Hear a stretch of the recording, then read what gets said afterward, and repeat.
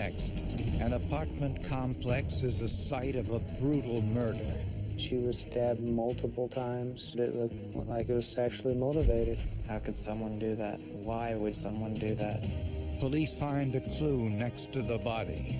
During that struggle is when the button came off and fell to the ground. But who killed her? It was a sex crime, but that didn't limit it just to men.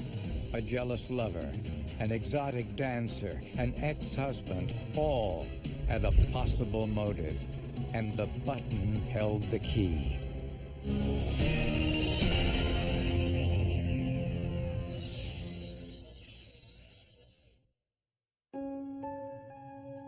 "35-year-old Julianne Braun worked as a consumer loan officer in Fresno, California, helping people get car loans and mortgages.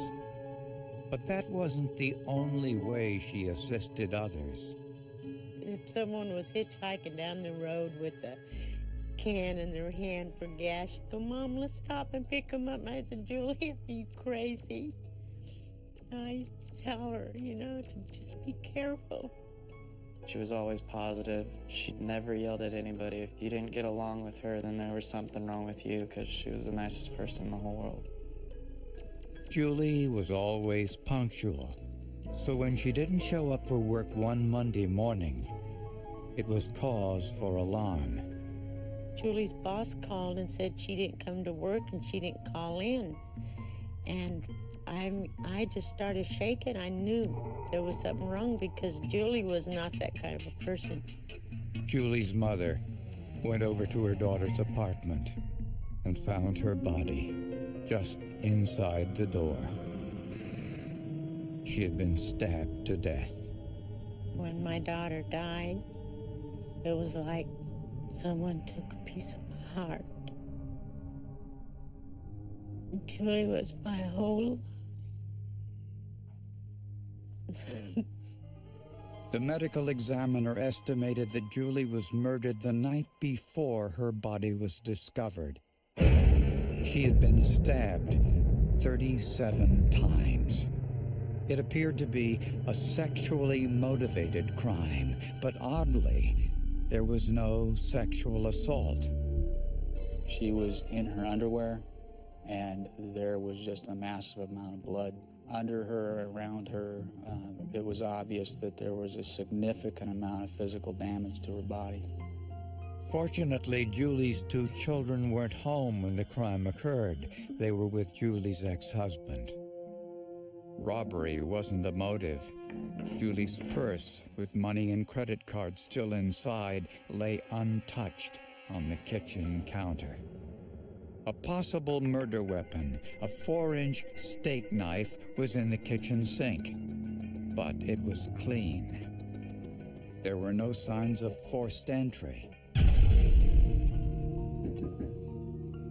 Was it possible Julie knew her killer? Everything pointed to whoever came in that apartment came in non-violently, was allowed in. It wasn't something where they had forced their way in and attacked Julie. Police found some bloody shoe prints at the scene, one on Julie's body. When I saw that footprint, that told me an awful lot about who I was looking for. He showed exactly what he thought about what he did by just pushing her aside like she was nothing more than a piece of meat. Unfortunately, none of the shoe impressions could be used as evidence. With carpet, you can't tell the pattern of the shoe, but you could tell the form of a shoe print in the blood itself. In a search for suspects, Julie's apartment managers told police an unusual story. 3 nights before the murder, the manager's wife was taking her nightly walk around the apartment grounds. A new tenant, a young man she barely knew, told her there was a broken window at the end of his hallway, and he asked her to check it out. Okay, where exactly is the broken glass at? It's down a dark walkway. He's persistent over and over. He asks her, come over here and take a look at it. Come over and take a look at it. She wants nothing to do with it. The manager's wife told that person that she would notify her husband, the manager. The next day, she checked. There was no broken window. For whatever reason that person had, that person wanted to take the apartment manager's wife into a very dark, very secluded area of that apartment complex, and that raised a huge flag for us. We wanted to talk to that person. Coincidentally, the tenant was Julie's next-door neighbor.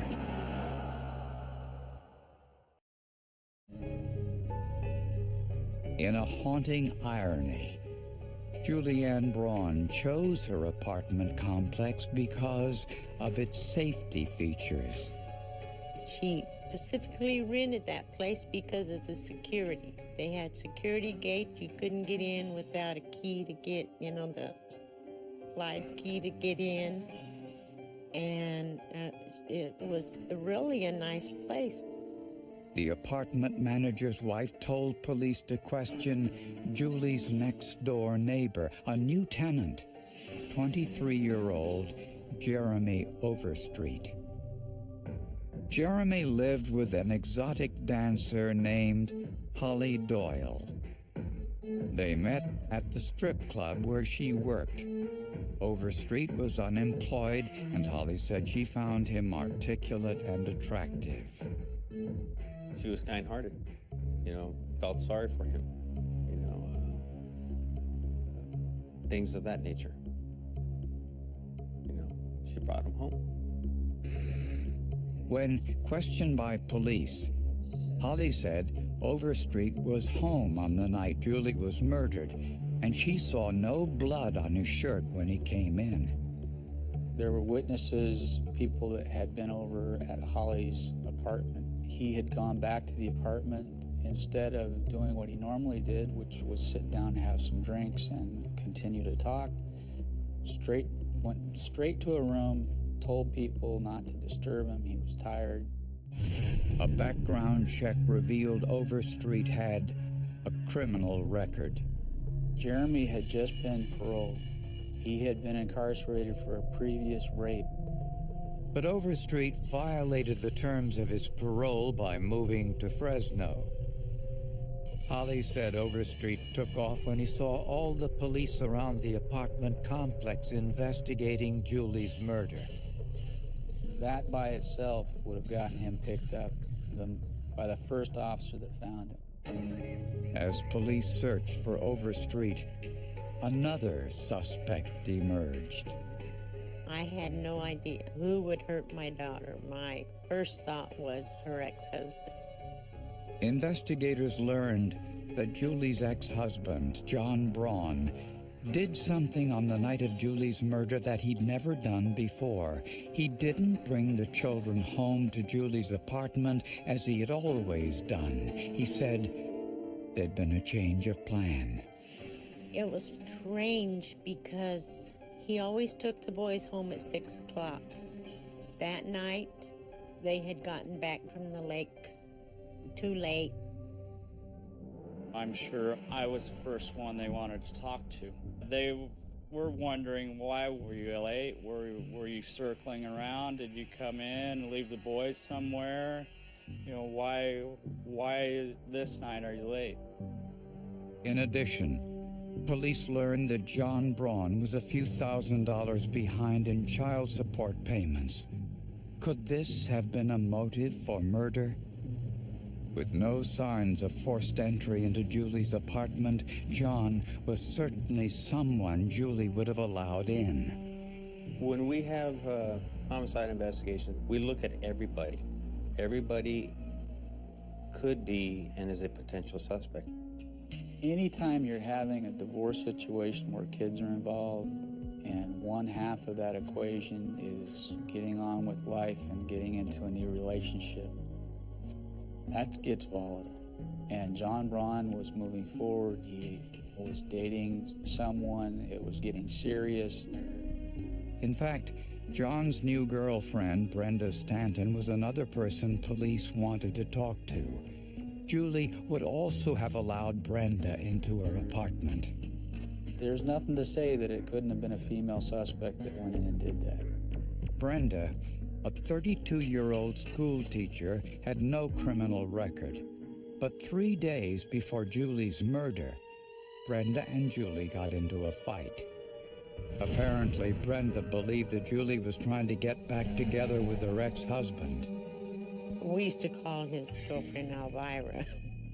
And she said Elvira and her got into an argument, and John and her had gotten into an argument, and it was just one big mess. Go question her too. We'll question everyone.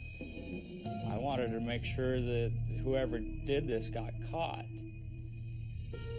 Then, investigators found an important piece of evidence in Julie's apartment. About 18 inches to 2 feet west of where her head lay, I noticed a button, and it was just there on the carpet, right close to where her head is. The logo on the button, Eddie Bauer, 1920, was clearly visible. Strands of thread were hanging from the button, indicating it had been torn from a shirt.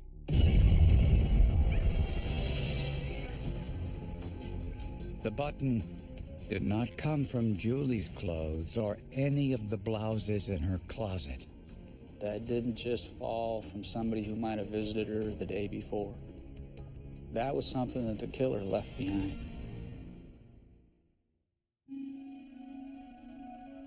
According to the Eddie Bauer Company, the button found at Julianne Braun's crime scene could have come from a woman's blouse or a man's shirt. When questioned by police, Julie's ex-husband John Braun and his new girlfriend Brenda Stanton both denied owning an Eddie Bauer shirt. We had to find out who it belonged to, where it came from. We had to find a specific tie to this button, why it's there. Then, Julie's mother remembered something that Julie said to her on the phone the night she was killed. I'll remember that day forever. She says, "Mom, let me call you back. I'm helping a neighbor right now." If that neighbor were Jeremy Overstreet, it could account for the lack of forced entry. So the search for Overstreet took on a new significance. When questioned, Overstreet's girlfriend, Holly Doyle, said she bought Overstreet 4 shirts, and one of them was missing. She described it as a green, tan, and a red plaid short-sleeve shirt. Holly bought the shirt at an Eddie Bauer store just a few miles away. She immediately went to the men's department, a particular clothing section. She looked around, said, "This is it." She picked it out of all the other shirts that were, "This is the one I bought him, this is the one that's missing." And I asked her, "Are you sure about this?" She said, "Yes, I'm sure." The buttons on this shirt appeared to be identical to the button found at the crime scene. Everything was kind of falling into place. Everything was going in the direction that we needed to go in order to solve this case. Police scoured the inside of Julie's apartment for any signs of forensic evidence that would link Overstreet to the crime. Unfortunately, they couldn't find any. They also couldn't find Jeremy Overstreet. You could tell by looking at Ben, and I'm sure he could tell by looking at me, that our stress level was about at 100%. 1 week later, because of his credit card activity, police found Overstreet in a San Jose hotel 150 miles west of Fresno. Police had nothing concrete to tie him to Julie's murder, but were still able to arrest him. We had him in custody for parole violation, but nothing else. We had time on our side to work the Julie Braun case 100%. In his wallet, Overstreet had one of Julie Braun's business cards. What he had was a trophy. It wasn't a business card for business purposes. It was a trophy to stamp another victim in his book. During his interrogation by police, Overstreet wouldn't say where he put his Eddie Bauer shirt. One of those shirts was gone, and also a pair of pants were gone. Jeremy had no explanation for where they were or why they were missing. And that's consistent with somebody who had slashed Julie, stabbed Julie, and had blood on their clothes. And that wasn't going to wash out, not with that crime scene. He had to get rid of them. On Overstreet's right hand, investigators noticed a large healing scar across his knuckles.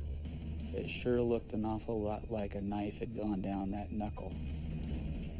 But investigators didn't find Overstreet's blood or any other forensic evidence at the crime scene. Investigators needed more than a shirt button to charge Overstreet with murder and feared he could walk free.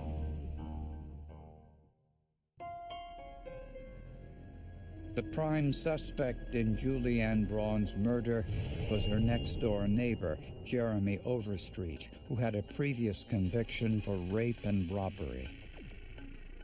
Investigators didn't find Overstreet's blood in Julie's apartment, despite the fact that he had a recent wound on his right hand. So investigators decided to look for evidence in Overstreet's apartment. We did notice some items of clothing that belonged to Mr. Overstreet. Those were taken as evidence, but none of them were the clothing that we were looking for. But with so much blood at the crime scene, investigators paid particular attention to anything that resembled blood in Overstreet's apartment. We observed these small brownish-colored specks, one on the bathroom door and a couple on the cabinet below the sink, and one across on the opposite wall. A phenolphthalein test showed it was human blood. We can work with very, very small amounts of DNA. I've always said that if it's sort of pin-sized, I can see it, then I can get a profile. But scientists didn't find just one DNA profile. They found a mixture of two female donors. One was from Holly Doyle, which made sense because she also lived in the apartment. Which could have been simply from her touching the door. The other was compared to Julie Braun's DNA.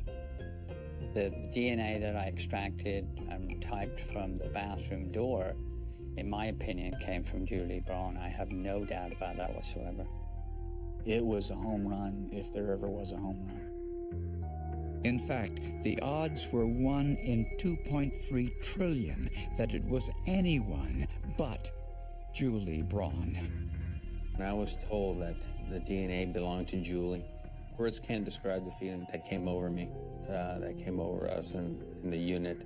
There's only one way her blood got into his bathroom, and that was because he was at the scene at the time. Jeremy Overstreet admitted being inside Julie's apartment. He said she was giving him advice on how to get a car loan since she worked in the finance field. An unbelievable story. You know, you have no job, but you're going to go talk to this person who's in charge of financing to get financing for a car. Let's be real here. Overstreet denied any involvement in her murder, but he couldn't explain the blood. In July of 1999, Jeremy Overstreet was charged with first-degree murder and attempted rape.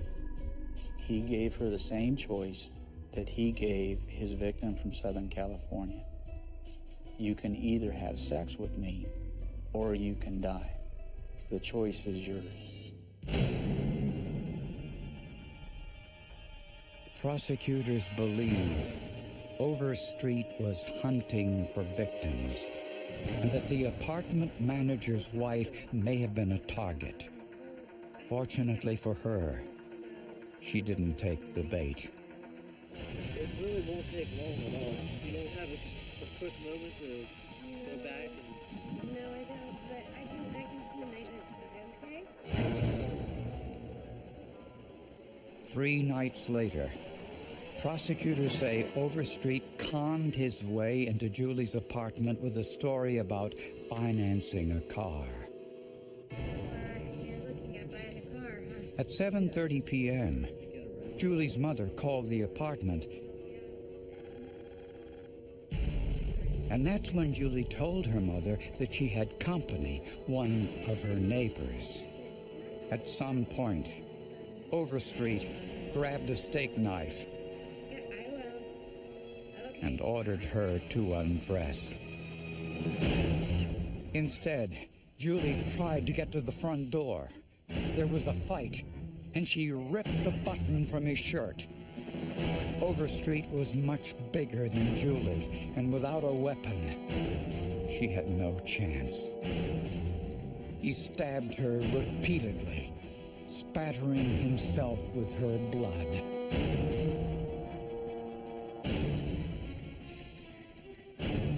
He washed some of it off in the kitchen, then grabbed one of her business cards as a trophy.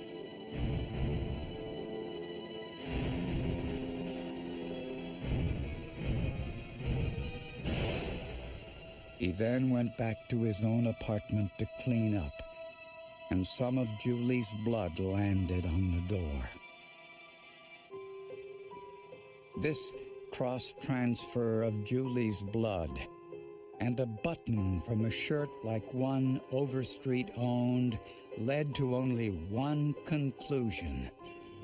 Jeremy Overstreet was the killer. Jeremy didn't need to rape Julie Braun. He had an exotic dancer, a beautiful woman who he could have had sex with just by asking.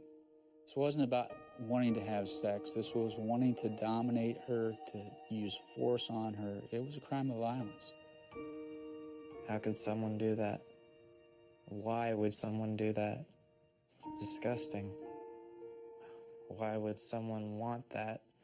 Why would someone try to do that? Why would anyone want to have other people go through what they would go through?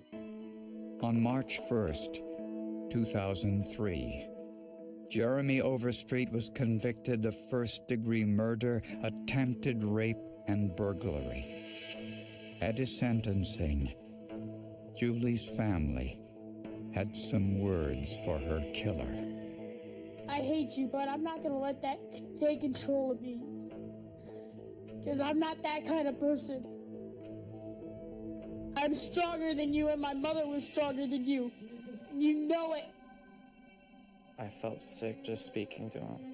I kept looking at Jeremy Overstreet. And then all I could see was his glum face, smirking. Then he'd look down sometimes. A button and a speck of blood told the story.